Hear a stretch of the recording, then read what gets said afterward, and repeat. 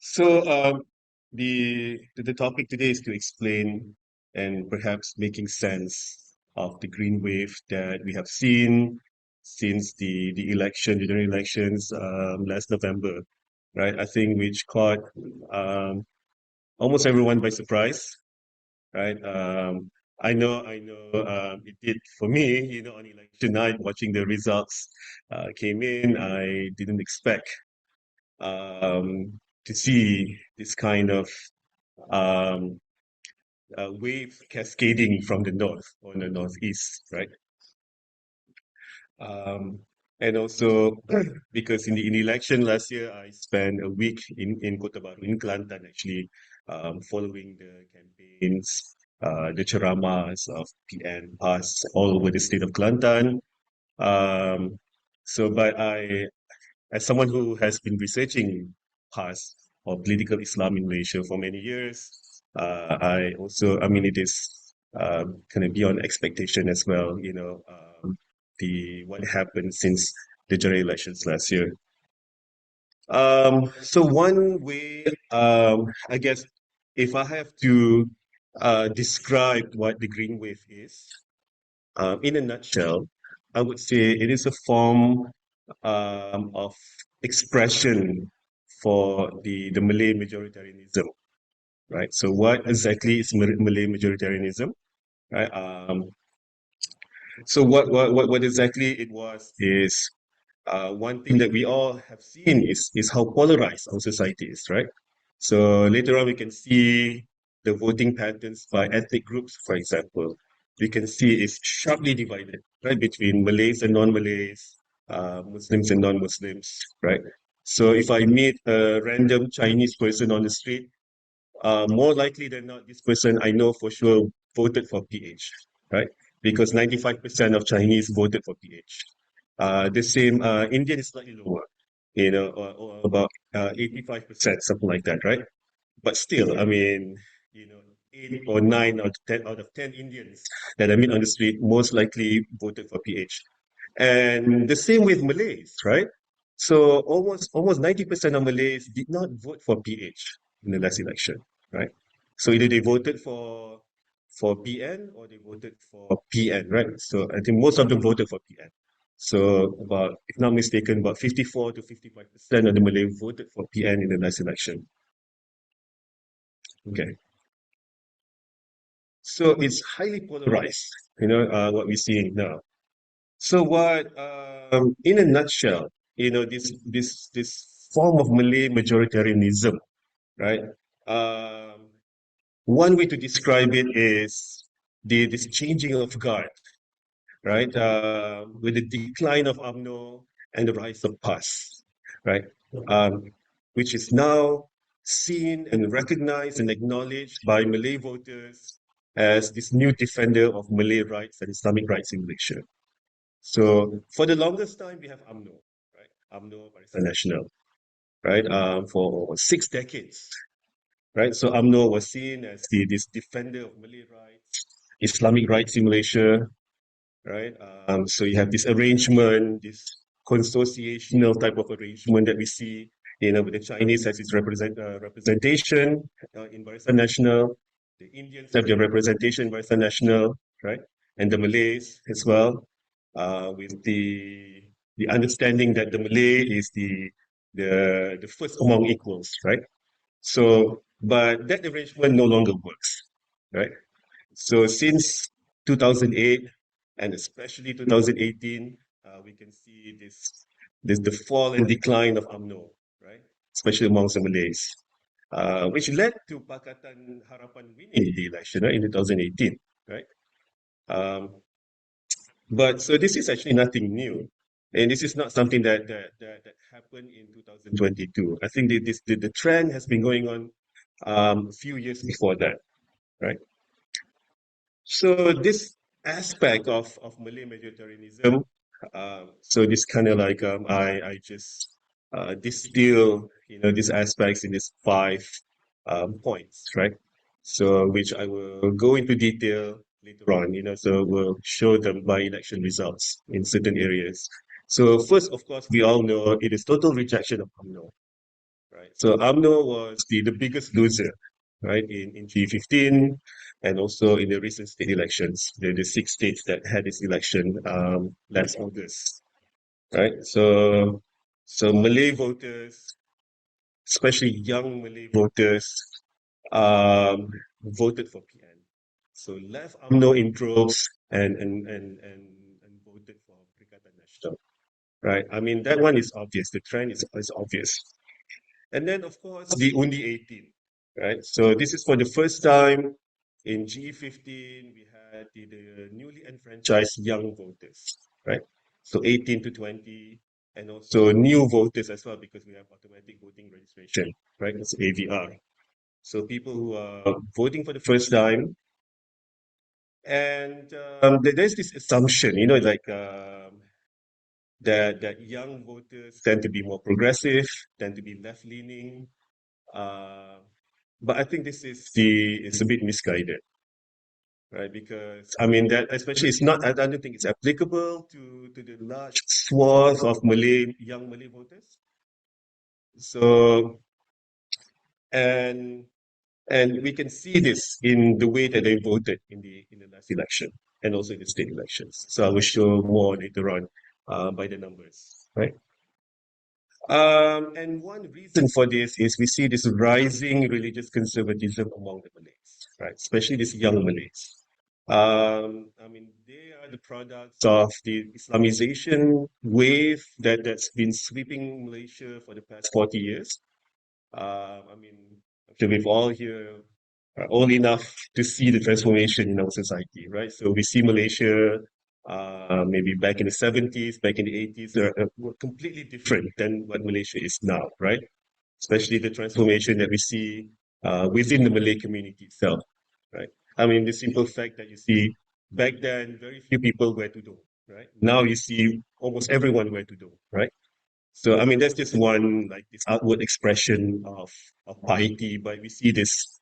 The fact is that the Malay society has been um, is deeply conservative, right?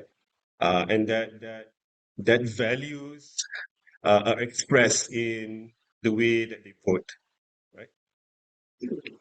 And also, we see it is also a result of the deeply polarized society, right? So I think Malaysia has been deeply polarized, especially since 2008.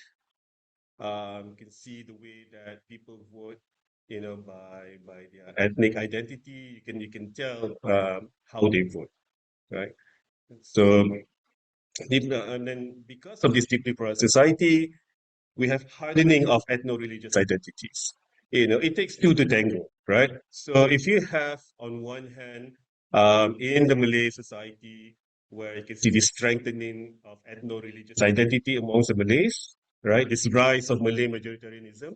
And you can see a reaction also coming from the non-Malays and non-Muslims as well, right? So it is also a way for people want to protect their identity, right? They see this dominance coming from one side and say we need to protect ourselves. So it leads to the hardening of their own ethno-religious identities, right? So we see this what's happening. So in a very polarized, widening gap in our society. So in Malaysia, just when we look at the political transformation that has taken place over decades, right? So for the longest time, it's pretty much a one-party system, right? So Barisan Nasional is the dominant party. It has always gotten two-third majority, right? So political scientists like to call Malaysia electoral authoritarianism or quasi-democracy or this kind of it has facade of a democracy, but it's not a real genuine democracy, right? Because it's this one dominant party and then the opposition party not playing at the same level playing field, right? So and then after 2008, we see a transformation, right? So suddenly Malaysia became more genuine two-party um, competition, right? So we see for the first time, Barisan Nasional was denied a two-third majority in the parliament, right? I mean, we all remember how momentous that was. It's such a suddenly, right? Um, they no longer had two-third majority in the parliament. So that was huge because they can no longer um, amend the constitution in their own will and things like that, right?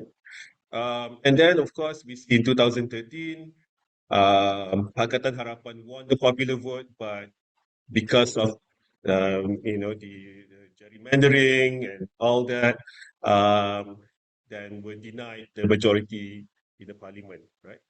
And then after 2018, we know what happened, right? So finally, right? So it took three elections since 2008 um, for the opposition to finally gain power in Malaysia. So, and then what makes it interesting in 2022 is that Malaysia now has shifted to multi-party system, right? Because we know that the kind of election system that we practice in Malaysia, the first past the post, winner takes all, it tend to leads to a two-party system, right? Um, two big party competing, right? Because voters tend to vote strategically, so they vote for one of the two parties that have the best chance to win, right? But that's no longer the case. In 2022, we have three parties in Malaysia, right? Or three coalitions, right? So we have PN, PH, and BN, right? And that ended up in a hung parliament, as we know, right? So none of this party has outright majority to form a government.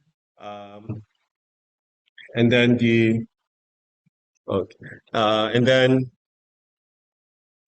then it has to um, make this uneasy alliance with each other, right?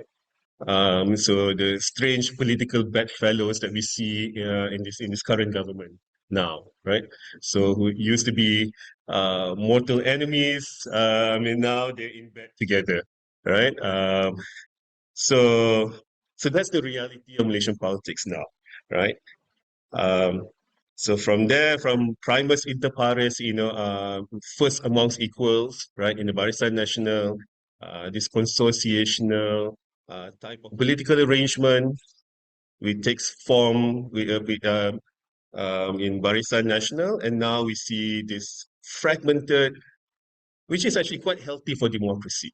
If you ask me, because sometimes people say like, is it good for Malaysian democracy? I say it's good because there's healthy competition. Yes, I mean, democracy can be messy, right? But I think, this is the way that Malaysia should be heading to, right? So more competition, more choices for voters.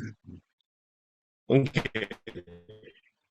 So just an overview of, because we're talking about green wave today, right? So green wave here particularly refers to PAS, right? Because I think in Perikatan Nasional, PAS is the dominant member, the dominant partner. Okay. So so so PAS is even though there's Bersatu and there's Gerakan, so Gerakan is negligible, right? So there's this non-Malay token representation in Perikatan Nasional. So you have Bersatu, which is the junior member, and then PAS, which is the elder brother, right? So the focus is on PAS, right? So the Green Wave.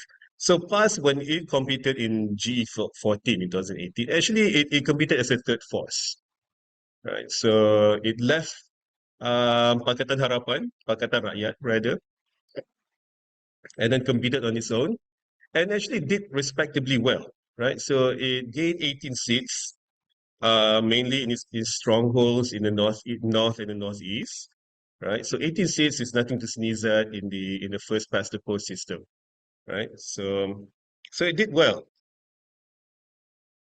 and then come 2022, right? So from 18 seats, PAS now has the largest number of seats in the parliament, like 43 seats, right? Um, so what has changed, right? In the span of just 4 years, right? So now PAS we can see is no longer restricted to its north and northeast strongholds, right? So it has been making inroads in other parts of Malaysia, or rather West Malaysia, Peninsula Malaysia, right? It's even making inroads in urban, semi-urban areas, right? So what exactly has taken place, right? Um, for me, because during the 2 weeks of the campaign period in G15, so I followed mainly Brigada Nasional and PAS, particularly PAS, right? So I was in Kedah and Kelantan, 1 week in Kelantan, right? So I was all over the state of Kelantan, going to ceramah in far-flung kampungs, villages, listening to the candidates. And one consistent theme was that how Perikatan Nasional managed to distinguish itself from the other parties, right? From Barisan Nasional and from Pakatan Harapan, right? So this is something that they've been very consistent at, in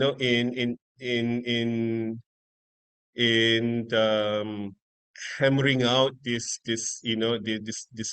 message, right? Over and over and over again.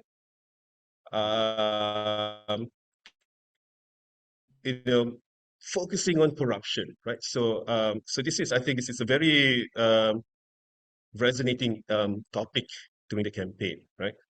So what they did is, very disciplined, when it comes to messaging. So all candidates stuck to the script, right? Say, of course, you don't want to vote for Barisan Nasional. You want to vote for UMNO. This is the president of UMNO, Zaid Hamidi, facing at the time, 47 charges of corruption and money laundering. So do you want this guy to be your prime minister? Of course not, right? So that one is clear. But Pakatan Harapan is also not that clean, right? So look at Lim Guan Eng in Penang, with the tunnel case, the bungalow case, and all those things, So they're also not clean. And Anwar Ibrahim, do you think he's clean? Right? He might not have the financial scandal like Zaid Hamidi and all those UMNO people, some DAP people, but he's morally corrupt. That's what they say. So corrupt is not just financially corrupt, also morally corrupt, right? So look at this guy who's been charged and convicted of two sodomy charges. He's morally compromised. You want this guy to be the prime minister of Malaysia. So this is the campaign message. Like throughout, you go to any ceramah, any rallies, um, in PN rallies, past rallies. This is a message you hear, right? So it's clear. So look at us. Look at past. We don't have any financial scandal. We have no corruption scandal. You don't see MACC come and investigate us. You know. So the choice is clear here, right? So they campaign on this, right? Of course, there are also this ethno-religious thing, that throw in as well. But the main message is on corruption and clean, right? Bersih. So, and it was effective, right? Yeah, and then they were also the first to use TikTok as a messaging tool as well to reach out to young Malay voters before the other parties realized how influential TikTok was, especially in reaching out to young Malay voters. So they hired influencers to promote PN in their videos on TikTok, and they even get like regular people. I mean, it was very effective, very effective. So they won the war on social media, especially TikTok, right? So and the other party is a bit late to the game, and didn't manage to catch up.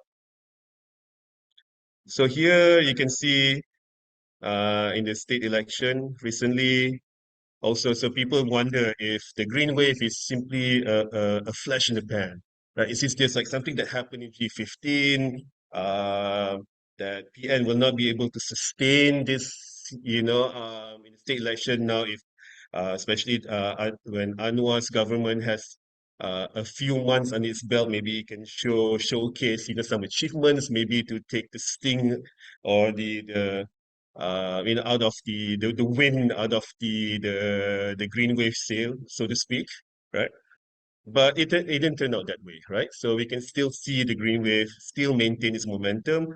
In a state election here, you can see um, 162 Malay majority seats, right? That was up for contest in the state election, in the six states elections, and PN won 90%, right? I mean, that's a huge number, huge percentage, right? So basically, UMNO and other Amanah and other parties, they are almost irrelevant, right, in the Malay majority areas. So just a bit of a more granular analysis of what happened in G15, right? So I give like three examples of this Malay rejection of UMNO, right? In the G15. So this is Arau in Perlis, right? Long stronghold of UMNO, right? So PAS has never won in Perlis or in Arau, right? So the incumbent was Shahidan Kasim, he's UMNO warlord, right? And then he didn't get nominated, was dropped, and then he defected to PN, right? So PN put him up, and he won by a landslide, right? You can see here. So much so that the UMNO candidate got much fewer votes than what Shahidan Kasim got in 2018. You can see here, he received 16,500 plus votes, and the UMNO candidate received half of it, even though there is an increase of voters of more than 12,000 voters, right? So it's a I mean, maybe there's a personality factor here as well because Shahidan Kasim is a very well-known person, right? Very influential. He's an UMNO warlord, a known entity there. But still, it's a complete and utter rejection of UMNO in Arau. And here's Kepala Batas in Penang, right? So long stronghold of UMNO as well. UMNO has never lost in Kepala Batas, right? So this is the former seat, the seat of the former Prime Minister Abdullah Badawi, right? And now, and after that, it was represented by Rizal Merican, another big UMNO bigwig. Um, so here, actually, UMNO did relatively well. So it even managed to increase its number of votes, right? So from 22,000 to 25,000, 26,000. But it was not enough to for them to win, to push them over the finish line, right? And what was the reason? Young Malay voters, right? So because you see here, there's more than 22,000 of new eligible voters, many of these young Malays who voted for PN, right? And one defining characteristic of these young Malay voters, they don't have the same allegiance to UMNO as their parents and grandparents, right? In the Malay culture, we have this concept of terhutang budi, right? So you gratitude, right? You grateful. Um, so there's this belief that we should be grateful to UMNO because UMNO is the one that brought independence to Malaysia, right? So so for the longer, this is the dominant thinking, yeah, amongst the Malays, right? So that kept the Malays loyal to UMNO, right? But for the young Malays, they no longer they don't feel indebted to UMNO, right? So that's this disconnect, right? So they don't have this kind of sentimental attachment to UMNO as their parents or grandparents, right? So they have no qualms in voting for other parties.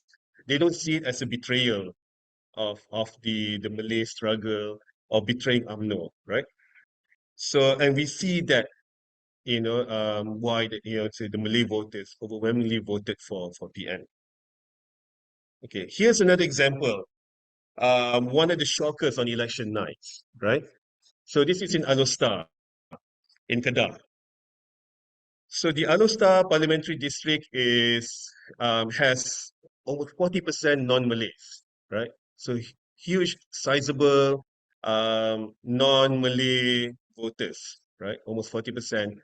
To the fact that for the longest time, Alostar has always elected Chinese as its representative, either from MCA or from PH, right? They always have Chinese representatives, Chinese MPs. right? But PAS managed to pull a win here, right, on election night, right, for the first time ever, right? So and won by a huge margin as well, by almost 10,000 votes, right, in Alostar. So just because the green wave is not simply does not simply swept across um, this super majority Malay area where Malays constitute 70-80%, more than 70 or 80% of the voters, but even in areas where there are sizable minorities, sizable Chinese voters, 30%, 40%. You can see many where PN also won in these areas, So maybe there are reasons, because maybe PH did not maximize voters turnout among non-Malays. Maybe sometimes they think like this is what I heard also from the ground. People say that, yeah, it's okay, PH will win here. I don't need to go. And then, but if you have enough people thinking the same way, yeah, then it will. So the turnout will be low, and at the same time, the turnout amongst the Malay voters is high because and then you have this kind of results, right? So which is what happened. Um, the same in Pematang Power as well, right? In when Nurul Izzah lost on the election night, the seat that has been in Anwar's family since 1981 or 82, right? Huh? Sequencing. What do you mean by sequencing?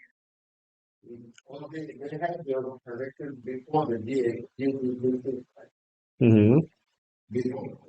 Do you have the state election? It's either concurrently with G15 or after G15, right? So some states had it the same time with G15. But also there are some states who did it before as well in Johor, Malacca, in Sabah, in Sarawak as well. But most states had it at the same time with G15, and then later there are some states, like 6 states, who did it after G15 as well in last August. Would you think that if they were done together, there would have been a different result? No, I don't think so. Yeah, it wouldn't have changed. Yeah. So here a more granular look at the um, young and new Malay voters flocking to Perikatan Nasional, right? So here, this analysis done by my colleague James Chai, who is also visiting fellow at ICS in Singapore, um, looking at so look at where youth votes matter, right? So 7 out of 10 are Malay majority areas. So many of these Malay majority areas have high number of young voters, young Malay voters, right? Which played an influential role in the election in swinging the support towards Perikatan Nasional. And you can see here 7 out of 10 are Malay and 5 out of 7 won by PN, right? So the only two not won by PN, Kuala Pilah in Negeri Sembilan, which is an UMNO stronghold, and also in Air Hitam, which is BN, right? So Wikasyong. Um, so so you can see how dominant it is. And here you can see as well in the state election recently, right? Um, so the seats with more than 30% youth voters, right? And most of them are actually in Malay majority area, right? And of course, almost all are won by PN, right? So it is a clear indication that young Malay voters mostly vote for PN, right? Okay. So as I've said, in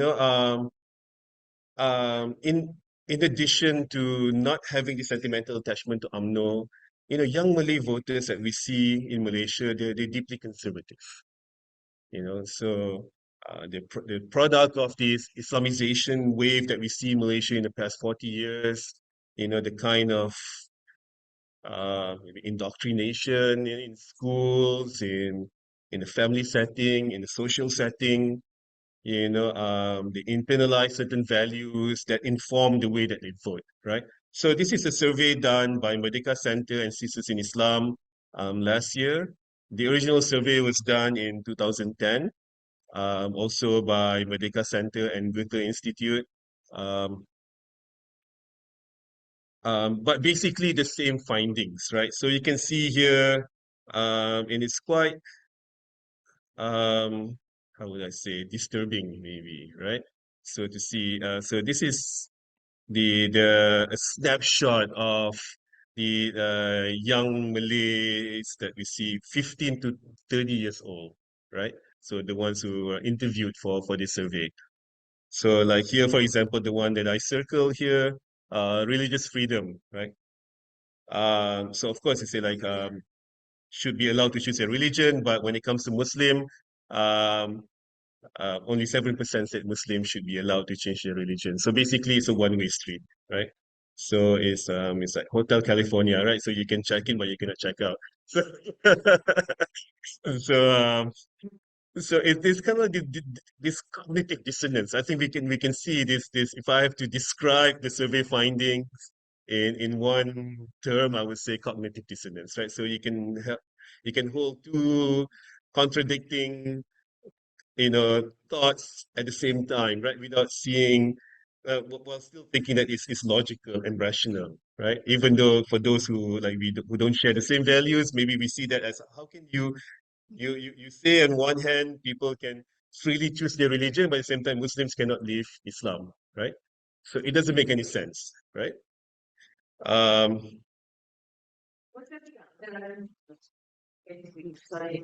Yeah, diversity. yeah, diversity, gender equality. So like 83%, let's say like agree that there should be gender segregation between men and women in public areas. It's necessary to protect public morality. Example, yeah. Um, segregating, yeah, yeah. Ideally, so that we already seeing in Kelantan, Kedah, Terengganu, right? So in these PN governed states.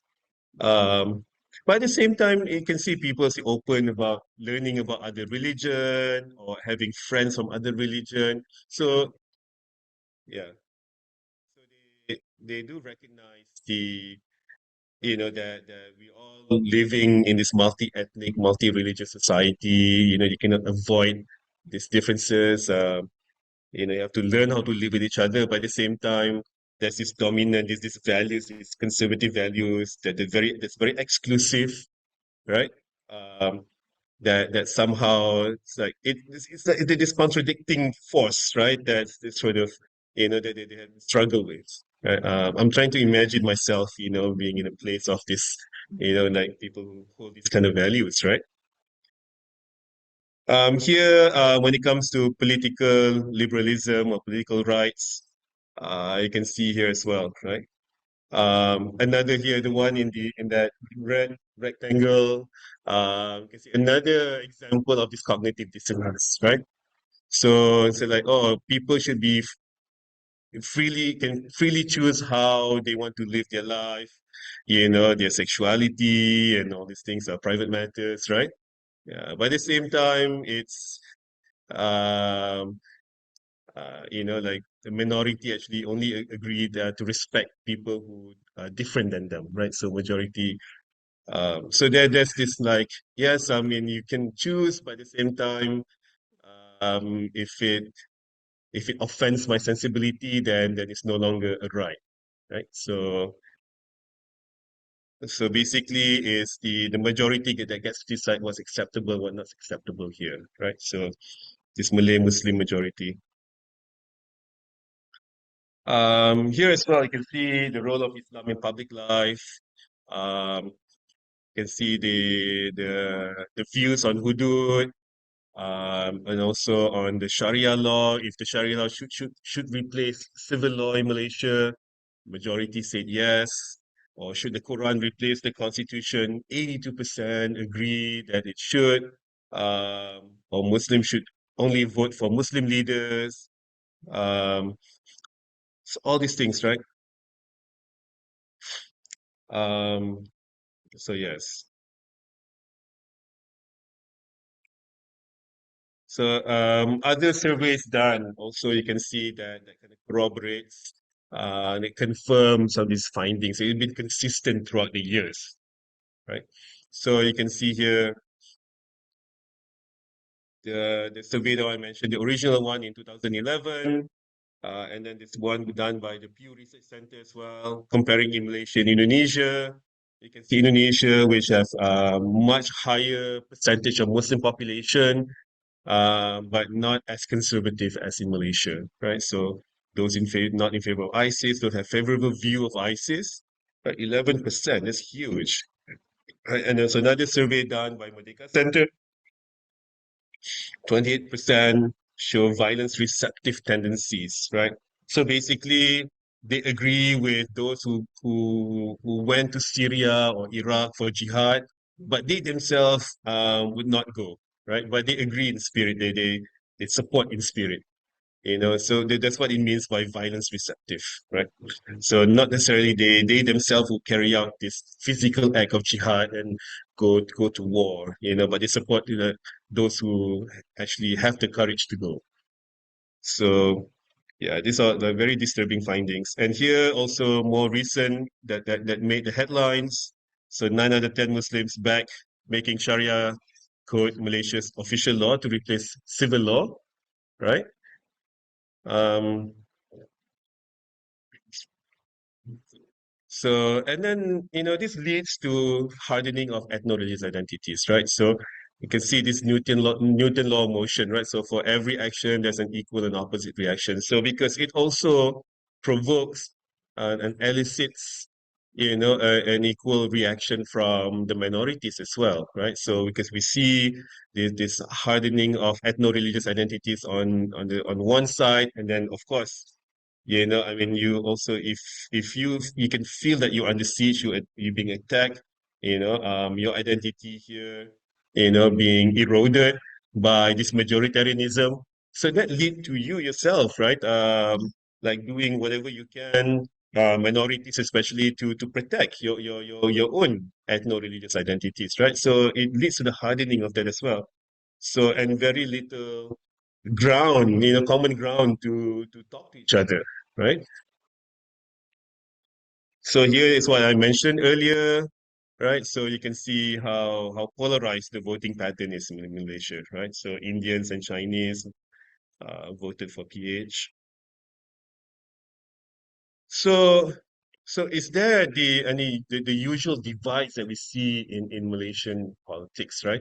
So socio-economic divide, for example, like do more well-off, affluent Malays, for example, voted for PH, right? Or less well-off, less privileged Malays, poor Malays, B40 Malays voted for PN. That's not the case. So we don't see that kind of socio-economic divide, right? So you have still well-off, affluent Malays voted for PN, you know. So um, the same with urban and rural divides. There's no urban and rural divide as well. So we can see the green wave making inroads in urban and semi-urban areas. You know, even here Taman Medan, right, in Gombak, in other places. You know, in semi-urban or peri-urban areas. It's all not spared from the green wave, right? So there's no this divide anymore. It's not like, oh, only kampung people voted for PAS. No, right? And we have to remember that in Kelantan, Kelantanese people, many of them actually live outside of Kelantan, right? And then they would go back to Kelantan to vote for PAS, right? I will go a bit more later on. You can see, as Haridas mentioned, so I wrote a piece, this monograph on PAS's dominance in Kelantan. So I will explain a bit more, you know, like how, but but they do go back, and these people live in Klang Valley. I mean, they work and live amongst us, right? In Bangi, in Shah Alam, in Gombak, uh, but they voted for PAS. You know, even they here, you know, in very multi-ethnic, multi-religious Klang Valley, right? More open, maybe quote unquote more liberal, right? But that doesn't influence them one bit, right? To become, you know, say they still voted for PAS, right?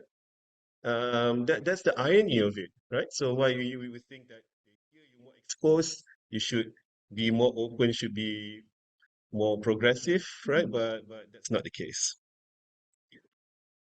So here, um, to explain, so I guess I already mentioned it how PAS managed to become dominant in Kelantan, right? So now like PAS are already expanding beyond Kelantan, beyond North and Northeast, right? But for the longest time, until now, right? So PAS has been very dominant in Kelantan.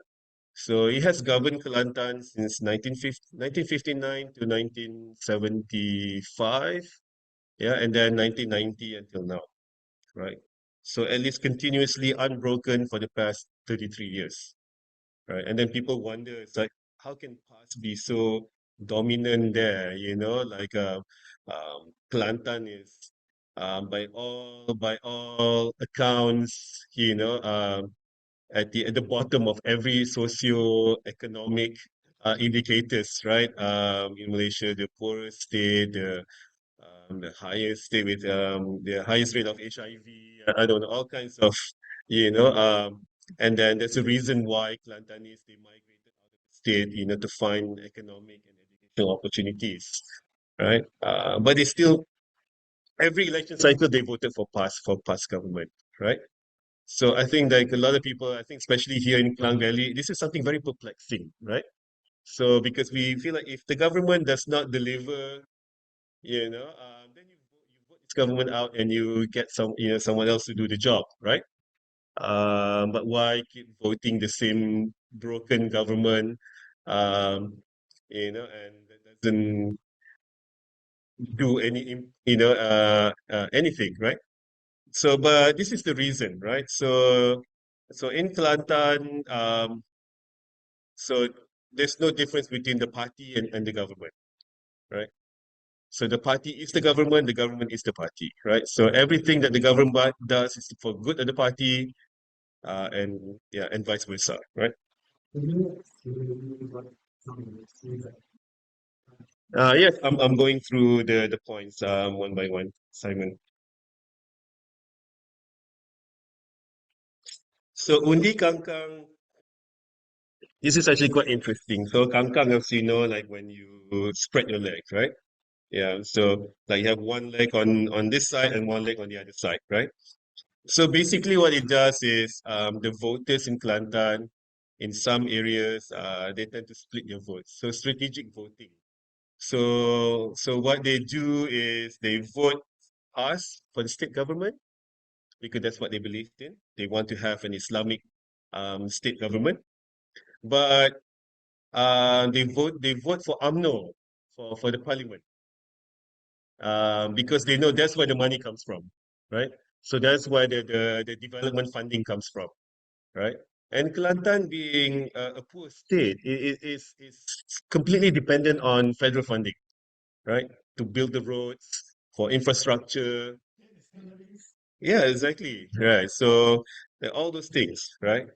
So if you vote, if you like a Kelantanese voter, if you vote like for pass in at all levels of government, then you don't get anything from the federal government, right?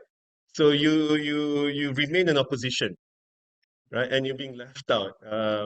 As we can see right now, the opposition not getting the constituency development fund, because they're not part of the government. If you want CDF, then you join the government, right? So we see that's happening even with Anwar's government also practicing the same thing, right? So nothing new, nothing new. This is back from the UMNO BN playbook, right? So deprive funding if you in the opposition, right? So for Kelantanese voters, okay, we vote UMNO for the parliament. So someone like Mustafa Muhammad, for example, in Jali, so then he can become a minister, then he can bring all this money, federal money, yeah, Tengku Razali, and all this, to bring money back, funding back to Kelantan. Right, it's the only way because the state government also is too poor, so being deprived of funding from the federal government. So this explains the split vote of Undi Kangkang, right? So one foot here on UMNO side and one foot on the PAS side, right? So strategic voting. Um, Right now, it's not valid because I think because past has been so dominant, and then that's why we see the two of the MPs, right, the Bersatu MPs in Kelantan defected, right, the one in Gua Musang and one in Jeli, defected to. I mean, at least they say they support the Anwar in spirit, right? For money lah, for the 3 million, the constituency development fund, right? Yeah, so yeah, that's no longer the case. But for the longest time, this was the case, right? And then, of course, the politics of heaven and hell, right? Politics syurga neraka, right? So, because this is like, you hear this, like, I mean, sometimes people laugh, right? They say like, oh, like, undi pass means like going to heaven, right? But people literally believe this, right? And past people literally believe this. Okay? I guess he can see already the light at the end of the tunnel, right? So he's preparing himself. Like, left, yeah, left no stone unturned. You never know, right? So if they ask for your past membership at the gates of heaven, then they say like, okay. Um, but people do believe this, right? So you talk to past people, they say this is the struggle. What they do now is only is for preparation in the afterlife, right?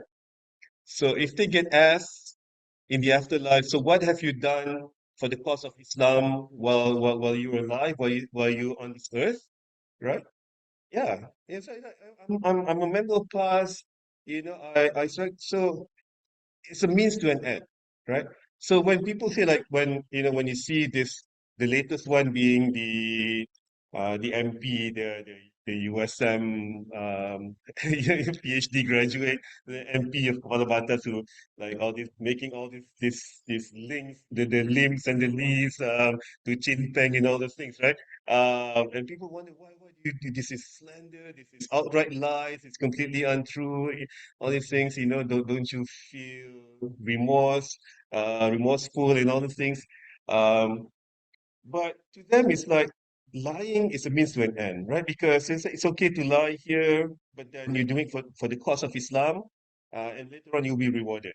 So everything that you do here is a preparation for the afterlife, right? So yes, so because it is for the cause of the greater cause of Islamic struggle, right? So I know it's hard to comprehend. It's hard. Yeah, yeah. So to to Islamize society, to transform society here, to bring Islamic greatness to this life here. It's all part of the struggle, right? So they do. So that's why like this is past. You have to remember, it's an ideologically driven party, right? So for an ideology driven party, they don't care if they win or lose. Of course, I mean, if they win, it's a bonus, right? But even if they lose, I mean, they're still undeterred, right? Because, I mean, they're driven by ideology. They don't care. And then especially when this ideology say that you will be rewarded in the afterlife, right? So what you do here. And and it's a very powerful belief, right? So it's okay, you lose and this, but later on, after you die, you will be rewarded eternally, right? For eternity, right? So what you do here is is nothing to compare. Small token, nothing. It's just a drop in the ocean, right? So it's nothing. The ocean is the eternity.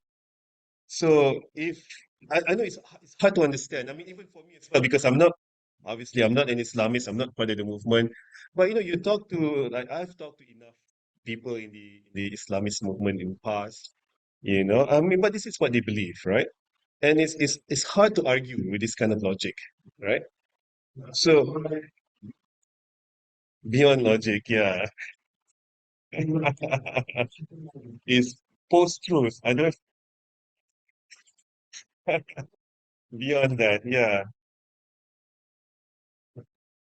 Yeah, it's hard to comprehend, to fathom, because I think it's Yeah, unless if you're part of the movement, you're indoctrinated, you internalize the values from such a young age. You go through the system, the school, the study circle, the student organizations. You do all these things, then to you, this is your worldview, right? This is something that you believe.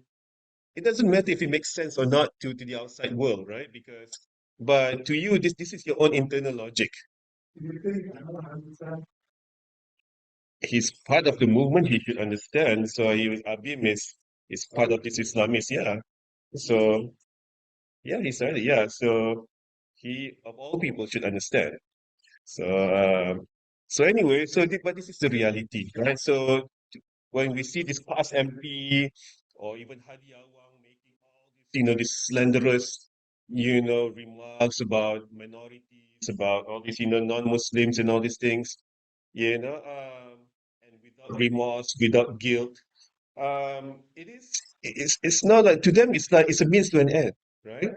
So this is what they do to advance the Islamic struggle here on earth.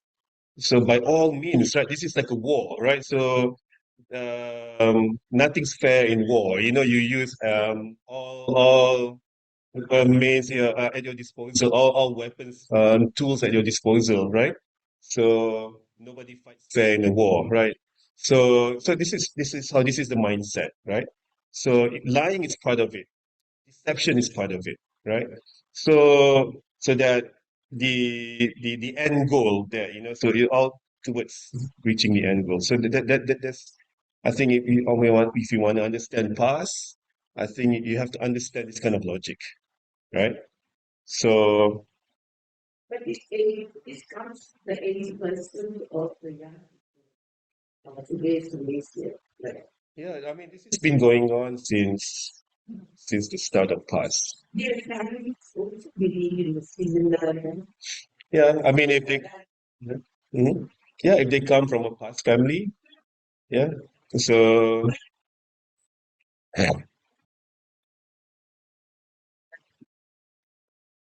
Urban communities where past is they also use families also believe in yeah, this. yeah, I would say so. I mean if you grew up in a past family, then you most likely your parents send you to past kindergarten, past these schools, and then you go to, some Islamic schools, and then you go to university, you join the past led, student groups, like GAMIS and all those, So yeah. there another point of view. I mean, they do, but then it's difficult when you already socialize in a certain ways and you already internalize these values from such a young age, and then these values that made you see the world in black and white, right? So it's difficult for you to see like when you already see like, oh, this is right, this is wrong, and it's hard for you to open up yourself to differences in opinions and views, because you already make immediate judgment, when you see like, oh, that person, this is haram, this is halal, this is right, this is wrong.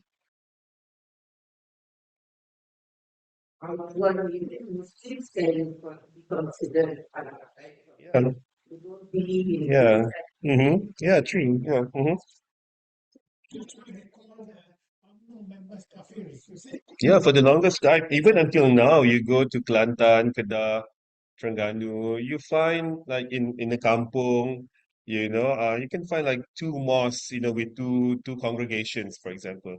So like one is UMNO, one is PAS, and then they always, because they feel that, if you're UMNO, you're not a true Muslim, so they don't want to be led by an UMNO imam, for example.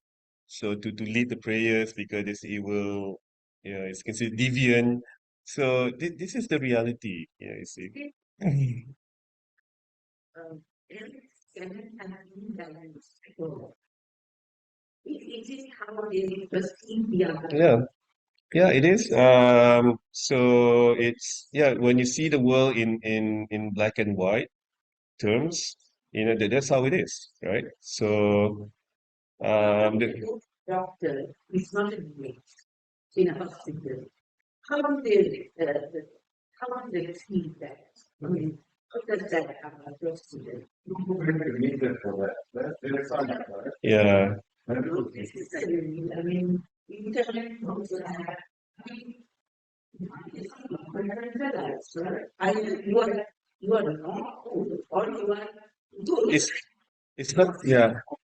If I is good in this person, if I is not good in this person, It's not that they see all non-Muslims are bad, right? But they see that yeah, but they see non-Muslims have their place in the society, right?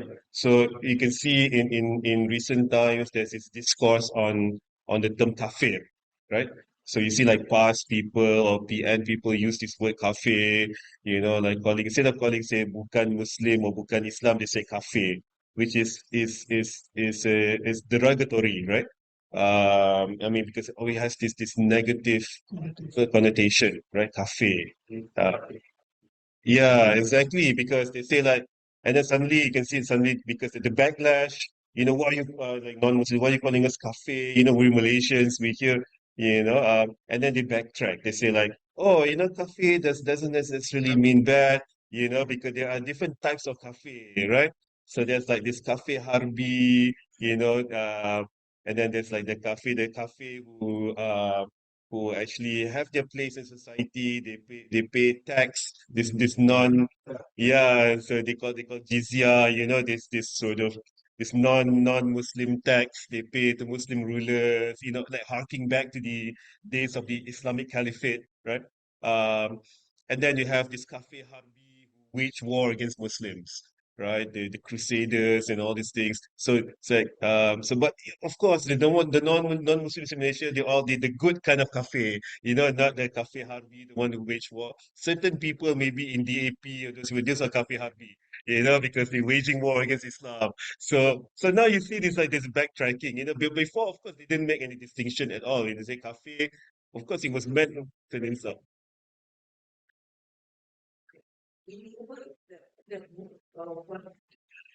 Yeah, I think the when you look at the past had its Congress, its Muktamar the other day, right? So I think like a month ago. I can see they're making some the superficial effort to kind of reach to the non-Malays, non-Muslims, right? Because that's the reality of Malaysian politics. You cannot win the federal government without getting some of the non-Malays, non-Muslims on your side. You cannot win by simply maximizing Malay votes. The math doesn't work, right? Yeah, exactly. It's all about it's all about numbers game, right? So I mean, but we can see PAS and Perikatan Nasional, they've been trying to maximize Malay votes since they came to power, right? So they can tell they don't care at all about non-Muslims, they're not gonna vote for us anyways. So why even bother, right? So they do the kind of messaging, it's all geared towards Malays. But then I think it hit them, right? So and then we can look at the state election they won and all these things, and but still it's not enough, right? They say we still need to get some non-Malays on our side, right? So they can make some kind of overtures, towards non-Malays and Hadi Awang kind of like soften his language. But of course, I mean, when you already burn bridges, it's really difficult to to bring these people back. Hello. Um, yeah. Can we finish the talk and have all the questions? Okay. Okay. Sorry. I mean, I don't mean to Okay. get because Right. can I go through just a little bit, and then just I have a few bit more. Maybe give me 5 minutes. Yeah, Yeah. and then I will wrap up this talk, and then we can have a Q&A. Thank you. Right? So okay.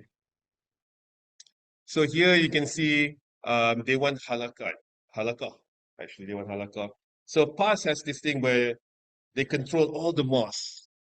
right? You go to any far-flung parts of the state, more likely the imam there is trained by PAS, by this Dewan Halakah that train all the mosques, the imams and the mosque officials. So because mosque is the center of life in Kelantan, right? So if you capture the imams there, then you can capture the whole community, right? If you get the imam on board with you, so this is what they've been doing, right?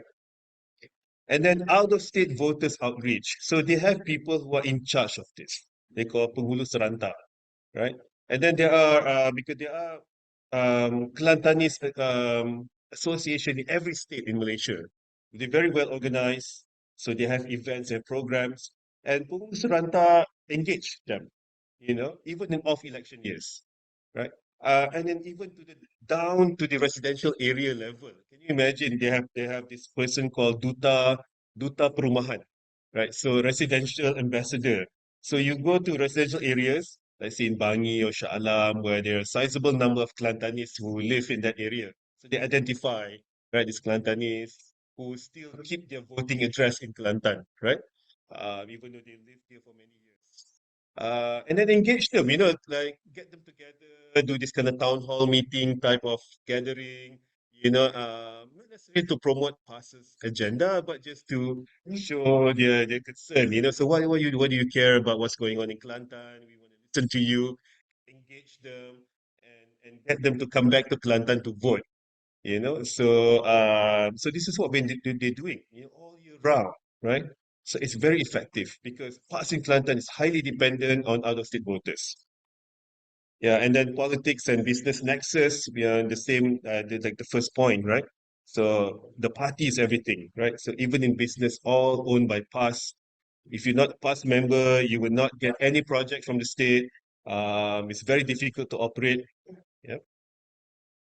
And then engaging young voters at TikTok, and then esports, which is very popular. You go to past events, they have esports, like computers, like all that, and then they play FIFA, they play all these things. And then motorcycle club, alternative racing club, ARC, you see that everywhere on past is like big motorcycle convoy, like young people like this kind of things, or the mud pits and all that, they go and um,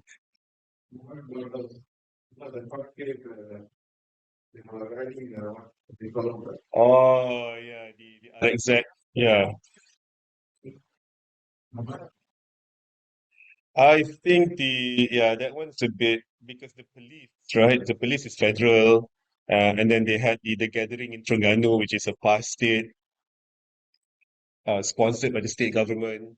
And then of course the state government said it's a sabotage by the federal government and this and that. They try to sabotage the event, using the police to hold up all these young people riding with no license and no road tax and all those things, like putting up roadblocks and to disrupt this massive gathering of motorcyclists, so in Terengganu. Can we come back afterwards? Yeah, okay. All right. So last part. So this is based, I did a presentation on this recently, a webinar for ICS in Singapore.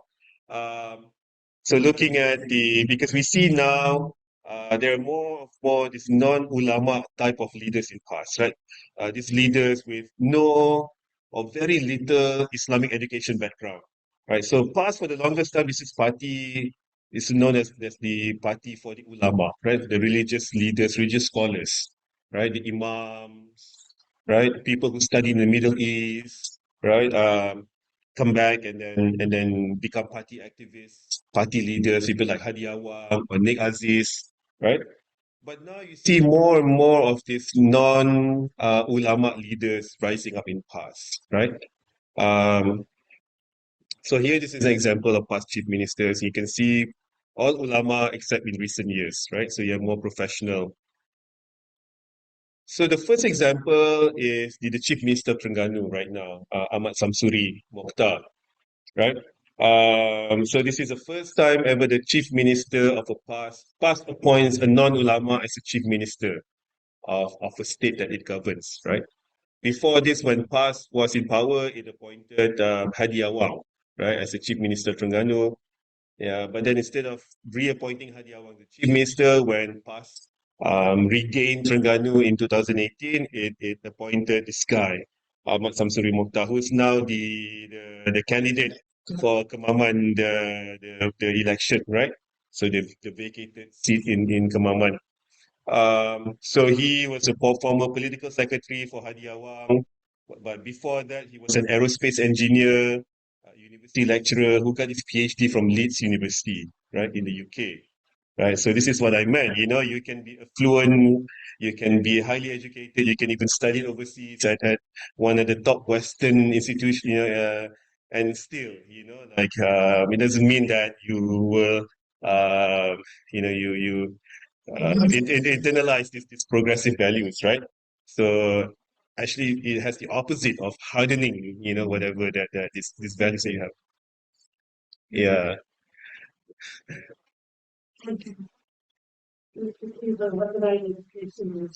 yeah, true. I mean, a lot of them they get radicalized when you're overseas. Because all these mosques are actually controlled by extremists, by Muslim Brotherhood activists, and all this. This is when they studied overseas in the UK, in Australia, in the US. This is when they get politicized, they get radicalized. Not in Malaysia. Maybe they already have certain values, but when they go over there, it strengthens, these values. So this is the guy here, the rising star in PAS right now. So some people even say that if PAS ever comes to power in Malaysia, wins the federal government, so this is the candidate for prime minister, right? So yeah, yeah, they swept the 32 or the 32 seats in Terengganu, right? And then of course we have this infamous Malaysian Trump, this populist figure Sanusi Mano, the proud graduate of my school, School of Social Sciences in the USM. Uh, so Sanusi, the current chief minister of Kedah. Um, I met him once years ago before Sheraton moved. He's actually quite a nice guy. I mean, at the time, so we had a nice chat over lunch actually. Uh, so, anyways, so yeah, so this is another guy. So he doesn't have any religious education background. He's not an ulama. Like his behavior, you can see in public is very un-Islamic. He walked around shirtless and do all this thing, very Putin-esque. Like you can see Vladimir Putin like riding horse, like shirtless. So he would do the same thing. So very, you don't see Nick Aziz or Hadi Awang do those kinds of things, right? So only Sanusi, right? And it's very this is appeal, right? This is populist appeal, right? So people love him for that. So he's the political secretary of the late chief minister of Kedah, Ustad Azizan Razak. Um, and then yeah, so social science graduate of USM, which actually he used that. He leans on it, all the time because when he talks about quote unquote history, right? Why Penang should be given back to Kedah, all these things, right? So in a sense, like I love history. I'm a history minor at USM. I learn all these things. So that his credibility, right? So it's not like speaking out of thin air, like plucking things out of thin air. And I'm a history, major and this and that. So I'm from USM, so I know what I'm talking about. Um, so so that's how to see. So we see too. We have other things, other leaders as well. So we have the son of Hadi Awang, which is also another rising star. So he has a PhD as well. But I guess having PhD in past doesn't mean much. But but so he's currently the state assembly person, Adon Batu Buruk in Terengganu. So Halil Hadi. So and then also Hadi Awang's son-in-law is also another rising. So basically it's like a dynasty. So the Hadi Awang establishing his dynasty in consolidating his power. Like I know he's also moving on as well, right? Soon, right? Because he knows he doesn't have um much more years to go. So and then I think he wants to yeah, so he wants to make sure that the party is still like staying the course, right? So he's been doing this since Nick Aziz passed away in 2015. So he's been consolidating his control over the party, and now you can see like he's putting his people, like Samsuri, his son-in-law, and all this, in strategic positions in party. So here, so what type of, I think this is the what type of non-ulama leaders we can expect from past, right? So when we look at someone like Samsuri, this is like completely defied your typical the stereotype of of a past person, right? Without the beard, the turban, the all this, the whole, yeah, so wearing this Western suit and tie and clean shaven. So what can we expect from this guy? Is he like more moderate? Is it more inclusive, more open? The answer is no. um, no difference.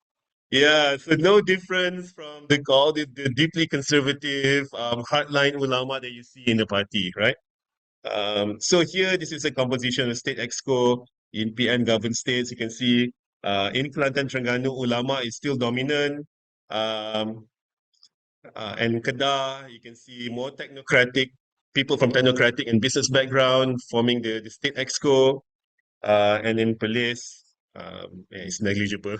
It's police. So, but yeah, so you see, ulama is still very dominant within party, within a past, but there's slow shift, right? In Kedah, especially. So finally, the future prospect, right? So when we see these non-ulama leaders, so as I said, they are no less rigid ideologically than the ulama leaders in the party. So just because they wear this Western garb, clean shaven, they can speak this technocratic language, and this guy is an aerospace engineer, like so you can talk all these things, but it doesn't mean that this person is, yeah, I said, like more moderate.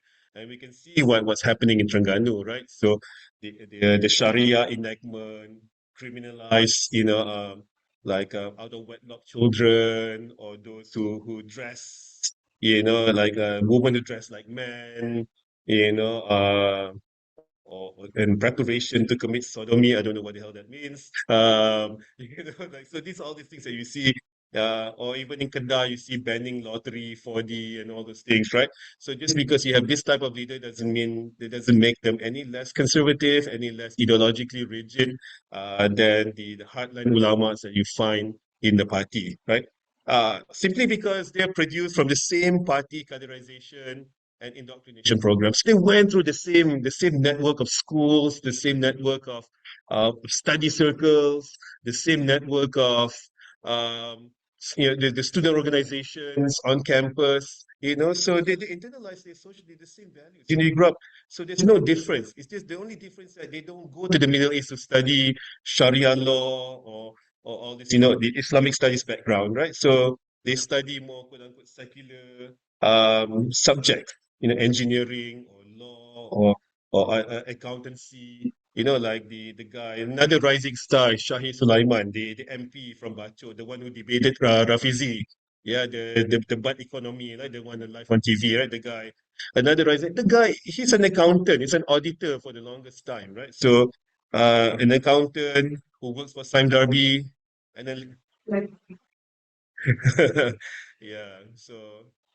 But yeah, he's one of those people who are now the rising stars within party, right? So what the party tried to push forward to become the face of the party, to kind of like to soften the image of past, so that this is not simply a backwater ulama led party. We are a modern party. Look at our leaders now. We have this guy, an aerospace engineer with PhD from Leeds, and then we have this accountant who worked for Sime Darby for a long time, and all these people now they're trying to push, right? So people with PhDs, and so these are the face of the party.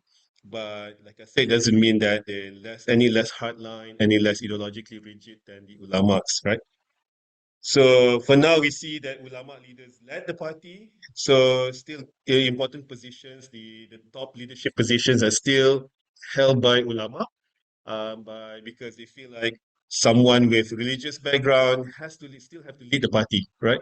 Uh, but non-ulama leaders are appointed to this sort of this worldly positions like chief minister or MPs or adons. These are all okay. You don't need ulama to fill these positions. You can have these non-ulama leaders too, but as the one who lead the party spiritually, ideologically, they feel that they still need to have ulama at the helm to make sure that the ideology remains pure and uncompromised, right?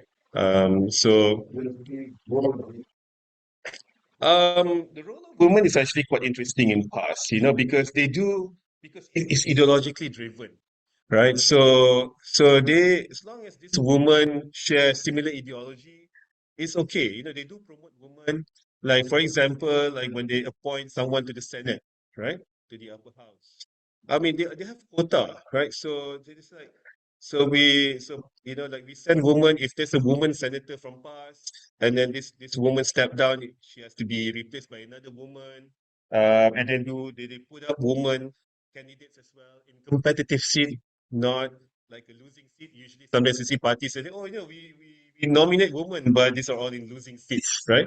So that they can fulfill the 30% quota, say, of women candidates. Yeah, but then these are all like losing seats. So, but PAS do put up women in competitive seats, in Kelantan, in Terengganu, because they feel like there's no difference. Like women, as long as you have this share the same ideology, you share the party's agenda. It doesn't matter of your gender, right? But this is what we see right now with PAS. So there's a slow shift in leadership towards more professional. Yeah, at the same time, the party is still led by these ulama to ensure that the ideology remains pure and undiluted, right, and uncompromised, right. So just some of the my publications, my writing over the years in recent years. So if you're interested, you can contact me for these things here.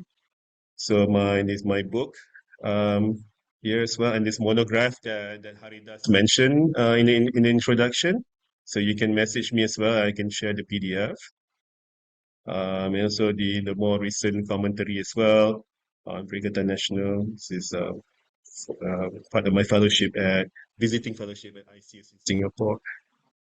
And that's it. So this is my contact. So feel free to contact me if you have anything that you want to discuss, you want to talk about. So let me know. So thank you very much.